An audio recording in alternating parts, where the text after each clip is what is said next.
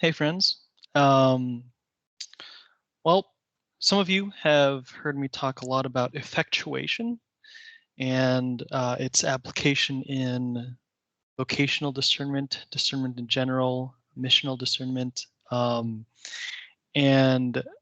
I really like this method, and I thought, you know what? Instead of waiting until I'm an expert in this to share about it with people, I should just kind of share what I know about it and why I think it has a lot of potential. And hopefully, go through this effectual process, about like having interactions with you all, and then coming up with further insights about how to keep uh, improving this model as a way to think about how we discern as Catholics, especially as young adult Catholics, um, discerning our vocation, our path in life, maybe as young couples, discerning the ways in which God is calling your family into mission, our family into mission. And so I just kind of wanted to go ahead and talk about what this thing is, how I heard about it, and then also to kind of the potential that I see, maybe some adaptations that I think would need to be made. And then, this is by no means a finished product. I'm just really excited about this framework for thinking and praying and discerning. And I would love to, start a conversation about it. So um, this is called effectuation. This is a theory of entrepreneurial logic. Um, and I just read about it. I got my MBA through the St. John Leadership Institute, and I work in young adult evangelization now. And so I'm always kind of looking for like what is the cross section, right, of the ways in which God has allowed me to be formed with what I'm doing now, right? So with a background in kind of this entrepreneurial interest, I started reading into effectuation, and it's really a different logic, right? This researcher, I'm totally going to butcher her name. Saravasti, I don't know. I'll need to look that up. But she basically just asked the question, how do entrepreneurs do what they do? How do they think? Um, and she did a lot of research and interviewed a ton of entrepreneurs. And what she discovered was that they think starting from their means and then figure out what can they do with what they have, and how can they produce something of value with that, right? So I was listening to that and I was thinking, oh my gosh, like that's actually a great way to think about how we approach our vocation too. And effectuation is in contrast with causation, right? So where some people might think, okay, there's my end point. Uh, how do I gather what I need to get there, right? And for example, if we're approaching vocation as through that kind of causal lens, we say, okay, I think I want to get married. How do I assemble the means to get there? Where's the woman who's going to marry me, right? And then we get really frustrated and very angsty if God doesn't bring us that person who wants to marry us right away, right? Um, and so we kind of live out our young adulthood in this kind of tension, this stress, this anxiety, this fear that says, I know where I think I'm supposed to go. Lord, why aren't you helping me like get the things I need to get there, right? Effectuation, on the other hand, starts from the other end. It says, okay, what do I have? And then where can I go with what I have, right? And the thing there too is it doesn't set this long range goal about like, oh my gosh, I've got $5. You know what? If I invest that, I will suddenly become, a business owner. It doesn't make logical leaps like that. It says, okay, I have $5. What can I do with that? I don't know. I could, yeah, I don't really have any good examples, but like an example of this might be, say, hey, you know what? I am good at swing dancing, and my friends like swing dancing, and hey, there's a dance coming up. and we're just going to go, and it's going to be a good time, and like that's what I can do with what I've got. And you go to the swing dance and you meet somebody you really hit it up with, whom you really hit it off, and you're like, oh boy, like this new person is in my friend group. Boy, and what else do we like to do? Well, we like having rich, deep conversations. Then you start having rich, deep conversations with that group of friends, and then you're realizing, oh my gosh, this person, like really, we really click with our conversations, right? And then that turns into you saying, oh my gosh, like let's have more conversations. Let's share some books. Let's share some music. Let's share like these deep, meaningful thoughts. And then eventually, next thing you know, you're dating, and then next thing you know, you're married, right?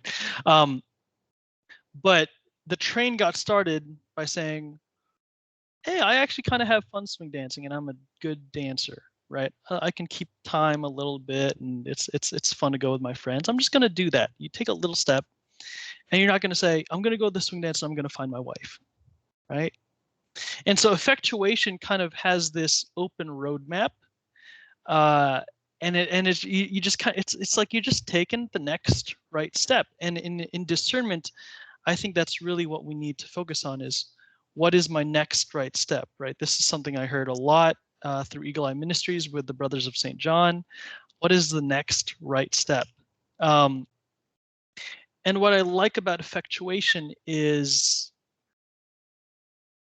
yeah, it just seems like that there's so much more room for co-creation, for unfolding of your path, right?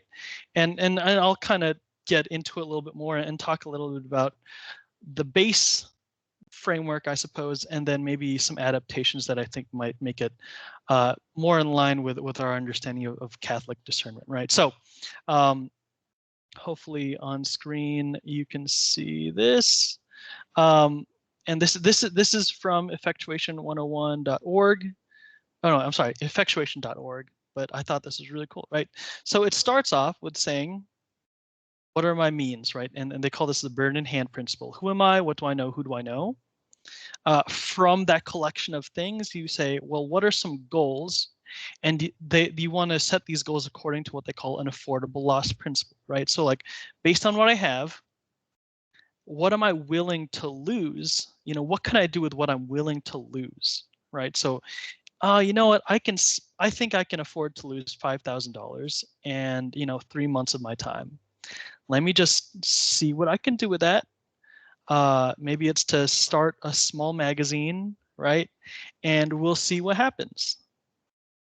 You set those goals, you interact with people, right? Because life always means interacting with people if you want to actually produce something, meaningful, of value, right?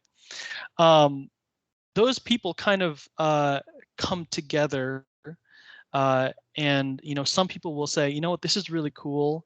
They're going to self-select and say, I want to be a part of this too, right? I want to help co-create this. Other people will just say, you know what, I don't really care about this, and that's okay, right? But there will be some people, if your goal, if your idea, if your vision has merit, there will be some people who say, you know, this matters to me too. I want to try this out, right? Those commitments, from those commitments come new means and new goals, right? People share what their gifts, their talents, their abilities, their resources, right? But then also, like, those goals that you set forth, like, some of these people will be like, oh my gosh, I've been dreaming about something like that, but with this twist to it, right? And so as these people come on board, you'll have more gifts, which expands the number of things that you can do. But then those shared goals, you start to like focus in on, where's the overlap, right? Like, where can we work together? And that feeds back into your goals, right? And this cycle, sometimes it's a little bit disrupted by what they call lemonade, right? Well, at least the lemonade principle, right? Surprise happens, circumstances change, environments change. And so you never know what might happen to change your means, right? Maybe you, I don't know, maybe you get into an accident and you have to take some of that money that you thought you could commit to this venture, and you've got to put it towards a new car, right? Or maybe somebody's saying like, hey, I have this really cool opportunity for you guys. I think this fits in line with what you can do, right? And then your goals might change, right? And through this whole cycle, the idea is that new products, markets, and firms are created, right? Because again, it's this co-creative, like, what can we do together, right? So that's kind of effectuation as a base. Now, what are some of the adaptations that I think we could use to bring this in line with, just a Catholic worldview, right? So what I'd like to propose is, instead of saying surprise, right? Surprise, let's call that providence. Right? Let's call that God's will and start there. And we can say, whatever we know, that whatever happens, if it happens, right, that it's either part of God's active will or his permissive will, right? God always wills the good, but if he permits evil, it's that way he can draw an even greater good out of it, right? And that, I think, has to be the starting point for if we're looking at anything through a Catholic worldview, right? Like, God has this, and he's given us a task, an unrepeatable task, right? And he has created us in a way that nobody else will ever be created ever again. Like, this is our moment. This is our one life. And he wants to do something beautiful with us. He wants us to do something beautiful with him. And so I think we have to start there. I'm going to switch to a different page because I think, and this kind of cluttered. It has a bunch of notes on it. So just kind of ignore those for now. Again, this is very much a work in progress, and it will continue to develop, hopefully with your feedback. So providence, how is God working actively and permissibly, right? So instead of lemonade, right, we're calling that providence, okay? And you have to start there with this relationship with God. And it has to be a relationship of trust, surrender, receptivity, magnanimity, right? And the key mindset, I think, that we have to start there is God always provides exactly what I need for what he's asking me to do in every moment of my life, right? Do I really trust him as a father to say, I've given you enough and you can do it, right? I've given you enough to do what I'm asking you to do. So we start with that relationship. We start with providence. We say, everything is gift, Lord. And that's why I want to call, we have here this box called gifts, and that's our second stop, right? My relationship with God is first, then I look at, okay, Lord, you as my father, what have you given me as your child? And the same questions, right? Who am I? What do I know? Who do I know? What are my dreams? What's my background? What's my training? What needs cry out to me? What are my dreams? What are those hopes that I have? All of that falls into the realm of gifts. And I really want to call it gifts because I think that adds to this idea of means, and it kind of expands the definition a little bit, right? Because gifts, we receive those. All of this is received, okay? Now, once we have those gifts, again, I want to say, okay, well now, Lord, you've given me everything that I need for what you're asking me to do. So then I look at these gifts and I say, Lord, what might you be calling me to do with these things, right? Again, what is the next right step? Are there experiments, like learning experience, like, hey, you know what, I'm going to try this year of service. I can afford to lose that year, right? We know that nothing given in generosity is actually lost, right? It has eternal value. Anything given in love.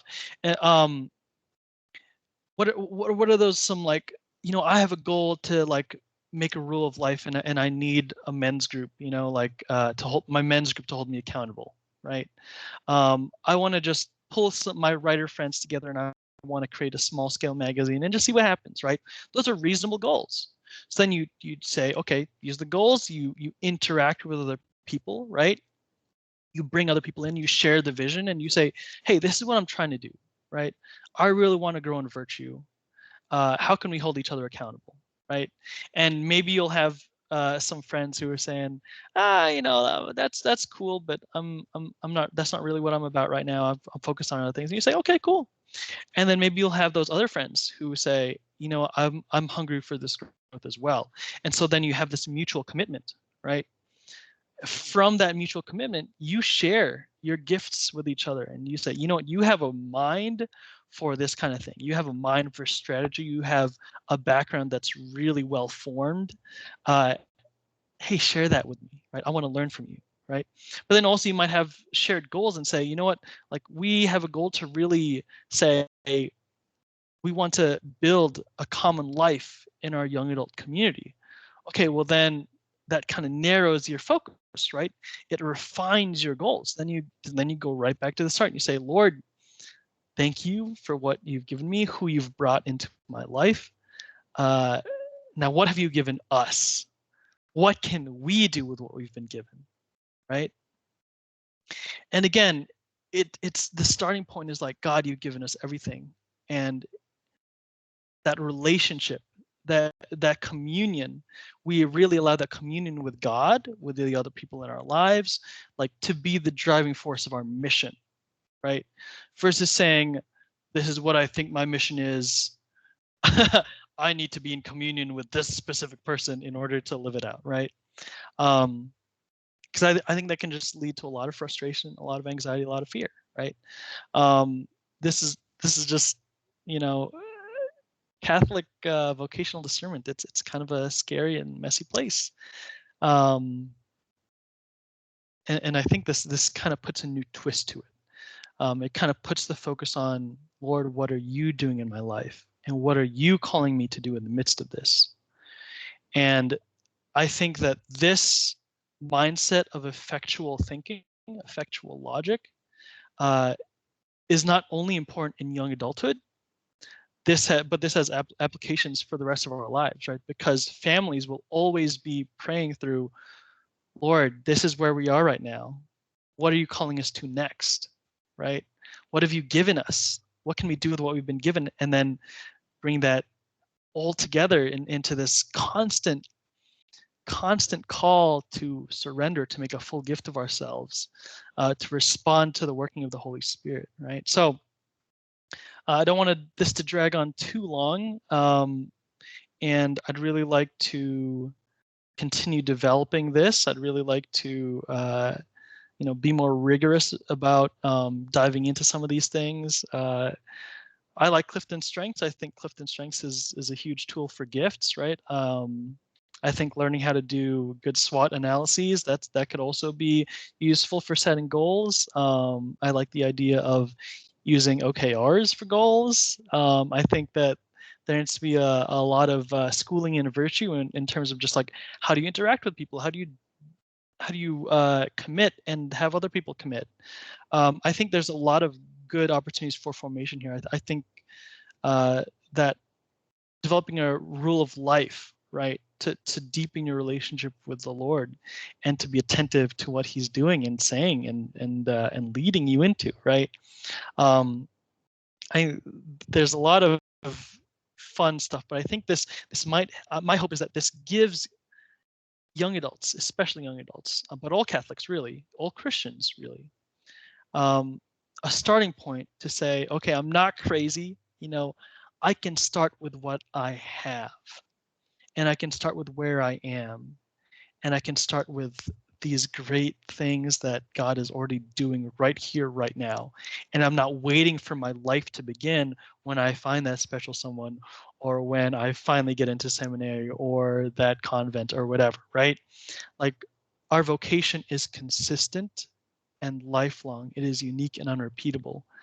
And it's sealed, right? Our response to that calling is sealed in some ways in our state and life vocation, but our state and life vocation is not the summation, right, of our vocation. It's something we're always learning to live. It's something we're always responding to, and I think this gives us a good framework to do so, to understand how to do so. So, yeah, I'll leave it there. I would really enjoy starting a conversation about this idea of effectual discernment. Okay, thanks.